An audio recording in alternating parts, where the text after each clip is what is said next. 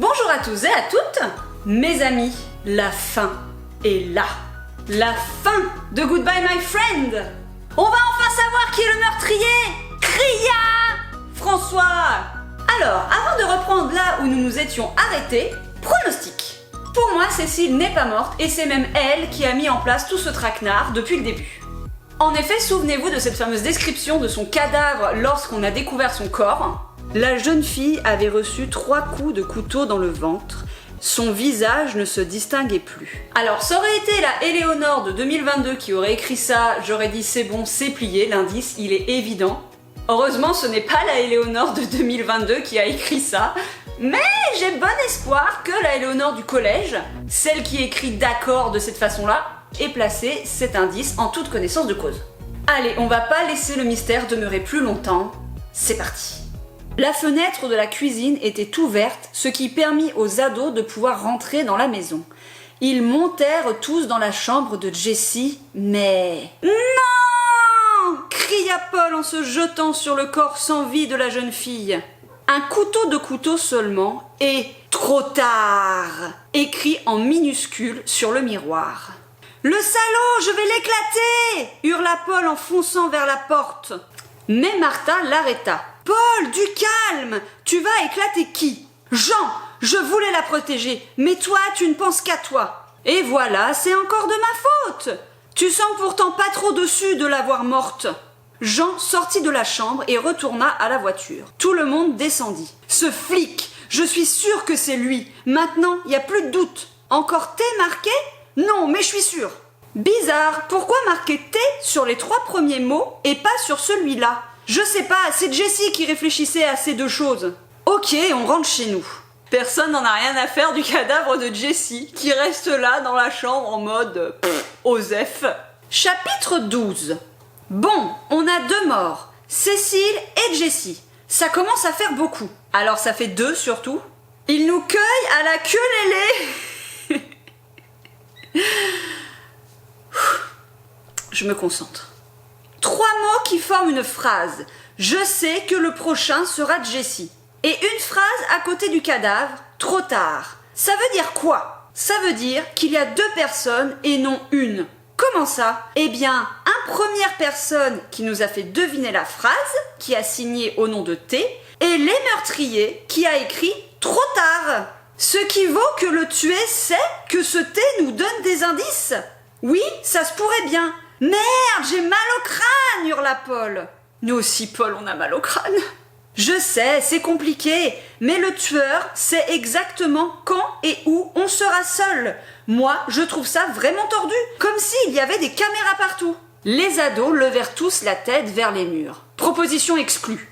Alors comment? Ça veut dire que l'un de nous est de mèche avec le tueur. Non, exclu aussi, pas exclu du tout. Alors on fait quoi? On attend qu'il vienne nous planter son couteau dans le bide un par un? Justement, en parlant de couteau... Quoi? Jessie n'avait réussi qu'un seul coup de couteau. Alors, je pense que la vraie phrase c'est Jessie n'avait reçu qu'un seul coup de couteau. Jessie n'avait réussi qu'un seul coup de couteau, alors que Cécile en avait eu 3 petits. Comme elle s'était défendue, le tueur a dû s'y prendre à plusieurs fois avant de pouvoir l'achever. Et comme Jessie n'en a eu que 1, ça veut dire qu'elle se serait laissée faire. Comme ça, par devant, un coup et c'est fini. Quelle histoire bizarre! Le suspense est en effet absolument total. Comme si elle s'y attendait et qu'elle voulait en finir. Je pense qu'elle savait que le tueur allait venir. Alors comme s'il y avait eu une phrase « Je pense que le prochain sera Jessie », par exemple. Je pense qu'elle savait que le tueur allait venir et c'est pour ça qu'elle t'a appelé, pour la découvrir morte et nous envoyer dans une merde.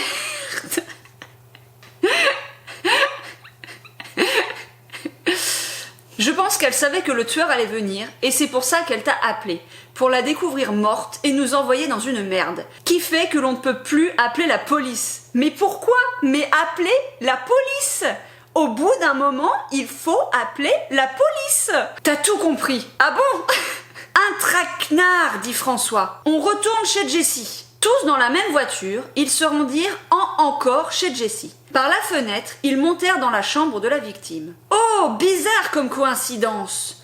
Le corps avait disparu et sur le miroir, le tueur avait écrit « Fantôme ». Fantôme, ça veut dire quoi? Que le corps s'est envolé comme un fantôme. Mais oui, c'est clair. Ou que le tueur est un fantôme et qu'il nous surveille. Mais oui, c'est clair. Merde et merde, j'ai trop mal au crâne, ça veut dire quoi? Je ne sais pas, mais il faut fouiller la maison. Pourquoi? Le tué est forcément là. Et il sait que nous savons qu'il sait. Ouh là là, on est en train de partir dans des réflexions à la Death Note, là, ça rigole plus. Je sais que tu sais, que je sais, que tu sais, que nous sachons. Attends, tu veux que le tueur sait, que nous savons qu'il sait? En fait, je retire ce que j'ai dit, on est d'un niveau largement supérieur à Death Note. Et qu'il cachait une autre surprise dans la maison, et que comme ça, il a l'avance de notre réaction et nos gestes. Cette phrase ne veut rien dire. Comme s'il voyait l'avenir directement dans nos yeux. La situation tournait au cauchemar. On les espionnait. Cherchaient, mais restaient en vue les uns les autres. Les ados fouillèrent la maison jusqu'au moindre recoin. Un orage éclata et le courant stoppa net. Ça fait pas du tout cliché. Super, nous voilà dans l'ambiance d'un film d'horreur. C'est bon, panique pas, Paul, dit Jean. Mais oui, Paul, y a pas de raison de paniquer. Un tueur en série est planqué dans la maison que vous êtes en train de fouiller, complètement dans le noir. Y a pas de raison de stresser. Panique pas. Et si le tueur nous fonçait dessus par derrière? Mais non, ça risque pas. Bah non, les tueurs, ils attaquent jamais par derrière. C'est pas des gros lâches. Et t'en sais quoi? Je sais pas. Et je dis ça pour te rassurer, c'est tout. C'est surtout très suspect. Il faisait nuit noire, mais on voyait quand même où on marchait. Bah il fait pas nuit noire alors. Ah! Hurla Martha de la cave. Paul et Jean arrivèrent devant un corps. Martha et François étaient devant. C'est qui ce cadavre? La sérénité. C'est le flic. Regarde, sa plaque et il a ses bottes. Et il y a marqué T. Il y a T marqué sur ses bottes. Donc c'était bien Lee, l'informateur, mais pas le tué. Attendez, donc, en effet, c'était bien Monsieur Téfin, repose en paix d'ailleurs Monsieur Téfin, petit ange parti trop tôt, qui depuis le début laissait ses mots signés T sur le miroir pour informer notre groupe d'adolescents de ce qu'ils risquaient. Mais à quel moment un policier fait ça? Il nous tuait notre informateur. Vraiment, ça se fait pas. Oh non, ça se fait pas de tuer les informateurs quand même. Et maintenant, on fait quoi? Arrête avec ton « on fait quoi ?» C'est pas pour dire, mais on a 3 morts sur les bras. Eh bien, on va assurer. J'en ai marre d'assurer. Alors, en fait, vous n'assurez absolument pas depuis le début de l'histoire. Chapitre 13. Le week-end n'était pas bon pour notre groupe d'amis, car le lycée était le seul endroit où ils étaient vraiment nos sécurités. Je ne voudrais pas jouer les rabats de service, mais la situation nous échappe, dit Paul. Bravo Paul, c'est une très bonne constatation. Si on n'a rien à se reprocher, alors c'est que l'on a affaire à un malade mental qui a besoin de mort dans sa vie, c'est tout. J'ai besoin de mort dans ma vie, Kevin. À ce moment-là, la fenêtre se brisa en merde morceaux. Une pierre entourée d'un papier tomba sur le sol. « C'est quoi ?» demanda Paul. « Ça se voit pas, pauvre naze !» hurla Martha en lui tendant la pierre. « Ok, pas la peine de recommencer à m'agresser. » Martha déplia le papier. « Venez tous au marais ce soir à minuit. »« On y va ?»« Non, on va rester là comme des teubés. »« Mais n'y allez pas !»« Oui, vous êtes des teubés, n'y allez pas !» Chapitre 14. La nuit était humide, à l'orage près. Martha passa ses bras autour de son ventre. Paul, tant qu'à lui, gara sa voiture près du marais. La lettre donne une indication ? Non. Non. Il faut se séparer pour trouver le meurtrier, dit Jean en commençant à partir de son côté. Attends, tu veux encore qu'on se sépare ? Tu es épouvantablement têtu, toi ! Ou bien épouvantablement coupable aussi. Jean courait déjà dans tous les sens. Paul coura de son côté. François, tant qu'à lui, n'était plus là.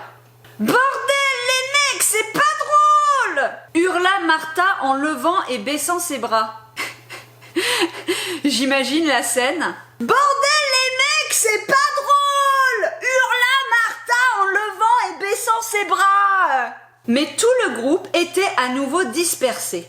Un orage éclata. Le vent balançait les arbres de gauche à droite et la pluie faisait du marais sec un véritable bain de boue. Martha hurlait le nom de ses copains à plein poumon. Une ombre suivie d'un bruit de fueuil la fit frissonner. « C'est toi, Jean ?» L'homme se tenait devant elle sans un mot. L'ombre et la pluie lui cachaient le visage. Alors là, Martha, il faut courir. Les méchants, les méchants. Paul, c'est pas drôle! Allez, sors de là! Mais l'homme ne bougeait pas. Il sortit un drôle d'objet de sa poche. Un énorme couteau. « Merde !» dit Martha en se retournant et en commençant à courir à pleines jambes. Les arbres se faisaient de plus en plus serrés. Martha trébucha sur une grosse racine et, le nez dans la boue, elle se retourna. Mais l'homme n'était plus derrière elle. Martha se releva et essuya la boue qu'elle avait sur le visage. Elle tournait dans tous les sens, mais elle ne voilait rien. Elle aperçut François entre les arbres, qui semblait ne pas savoir où aller. « François !» hurla Martin dans la direction de celui-ci. François tourna la tête et leva le bras en signe de réponse. Mazie sait alors que l'homme apparut derrière lui. Et oui, parce que les tueurs attaquent par derrière. « François, fais gaffe !» François se retourna et reçut un énorme coup de coutéua dans le ventre. Puis un deuxième et un troisième avant de tomber à terre. « Non !» hurla Martha de toutes ses forces. Martha se précipita vers François. Elle le mit sur le dos, mais il était trop tard. Le garçon était mort. Martha prena la tête de son ami dans ses bras. Elle pleurait tout ce qu'elle pouvait. « Mar... François parlait d'une toute petite voix. « François, t'es pas mort ?» « Non, Mazie, ça va pas tarder. Alors je veux que tu partes d'ici tout de suite. »« Non, il faut que j'appelle une ambulance. Et appeler la police aussi. »« L'ambulance ne va pas tarder. Mon Dieu, tu es recouvert de sang. »« Ne t'en fais pas, je n'ai pris qu'un seul coup. »« Ah bah ça va alors, si c'est qu'un seul coup de couteau, il va s'en remettre quand même. »« Quad, Mazie, je l'ai vu. Il t'a poignardé 3 fois. »« Non, il m'a donné un coup de couteau et 2 coups de poing. »« Mais alors, tout ce sang !»« J'avais pris un couteau pour me protéger et je l'ai touché au bras. » François se leva. Sa blessure n'était pas très profonde. Il pourrait Ertenemuant s'en sortir. « Va à la voiture. Moi, je veux retrouver Paul et Jean. »« Non, on se casse. On peut pas les laisser tomber. » Martha laissa François à son triste soir. On a tous besoin d'une bonne amie comme Martha, qui vous hurle dessus tout le temps et qui vous abandonne à votre triste soir. La pluie était de plus en plus forte et le marais était redevenu un véritable marais, que de la boue. « Martha, par ici !» Mara coura vers la voix. C'était celle de Jean. « Jean, où tu es ?»« Là, derrière toi. » Martha se retourna. Là, Jean se tenait le bras fermement. Il saignait beaucoup. Martha se mit à reculer. « Bien quoi, Martha ? Ne me dis pas que tu crois encore que c'est moi le tueur !» Jean sortit un couteau de sa poche. « C'était toi !» Eh ben, comme quoi, finalement, la grand-mère de Jean n'a jamais eu la chiasse depuis le début. Eh bien oui, gna gna, comme tu peux le dire, vous avez mis du temps à comprendre. Et pourtant, j'ai été longtemps appliquée dans cette affaire. Mais ne crois pas que j'ai fait ça tout seul. À ce moment-là, Paul sortit de derrière un arbre. « Oh non, Paul, pas toi! Tu es notre petit rigolo depuis le début. Tu ne peux pas être un tueur psychopathe. »« Paul, espèce de salaud !»« Salaud !» Mais Paul hocha la tête en signe de négatif. « Paul ! Non, Mazie, tu rigoles ! Cette mauviette juste bon à recouvrir les cadavres. Tiens, bah, en parlant de cadavres... Salut! Vous auriez pu m'appeler avant de venir ?» dit Cécile en sortant de derrière un arbre, un couteau à la main. « Mais bien évidemment !»« Bien évidemment !»« Bien évidemment !»« Bien évidemment !» J'y crois pas. Cécile, mais comment ? Pourquoi ? Il en faut du cran pour jeter une de ses meilleures amies dans la boue. Bravo et merci pour moi. C'est vrai que ça se fait pas, Martha, ajouta Jean. Pauvre Jessie, on s'amusait bien toutes les deux. Mazie, elle était trop. Enfin, pas assez bien pour moi. C'est toi qui as tué Jessie et le flic? Pauvre homme, il en a eu des misères. En fait, tout ça n'était qu'une supercherie pour vous induire en erreur. Il n'avait rien à voir là-dedans. C'était juste histoire pour nous créer un alibi. Je ne comprends rien, dit Paul. Pauvre con, t'as jamais rien compris à rien, hurla Cécile. Ouais, c'est pas faux. Mais on était copains! Mais oui, on était copains, ça se fait pas quand même! Pitié, Martha, il y avait que toi. Tu te croyais pour la bosse. Eh ben, il est temps que tu ailles rejoindre Jessie et tous les autres. Alors je pense que Cécile a aussi un léger problème de gestion de la colère. C'est le mobile le plus pourri de toute l'histoire des mobiles pourris. Cécile se jeta sur Martha. Jean tenait Paul qui ne pouvait plus faire un geste. Cécile prit son couteau dans sa main et le brandit en l'air. Goodbye, my friend! J'aime bien parce que je l'ai même mis en gras, au cas où on comprendrait pas que le titre du roman vient de là. Mais couteau tomba sur Martha, mais il ne la toucha pas. Cécile tomba par terre et roula dans la boue. Mais qu'est-ce qui s'est passé? Paul prit compte de ce moment pour donner un gros coup de coude dans le vétran de Jean et se libéra pour aller aux côtes de Martha. Ça va?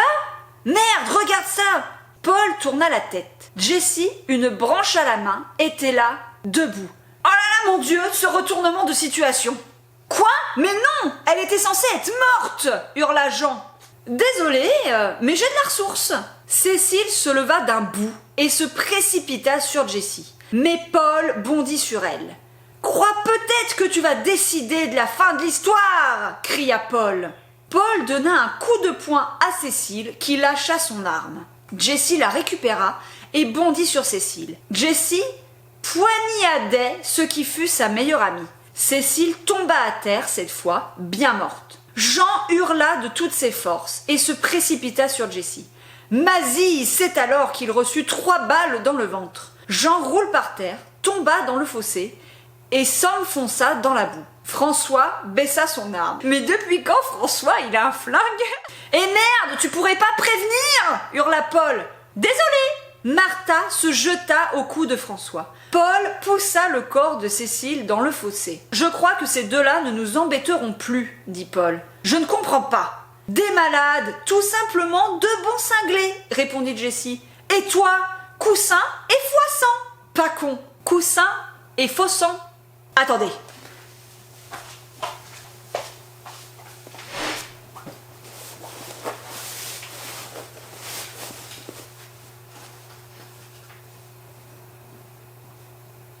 C'est vrai que c'est crédible. Bon, on se casse de là. Les 3 ados allèrent à la voiture. Au fait, François, dit Paul. Oui, la prochaine fois, on ira au cinéma. D'accord. On va vraiment terminer l'histoire sur ce mot. Et sous des éclats de rire, le groupe, du moins les 3 ados, rentraînent chez eux.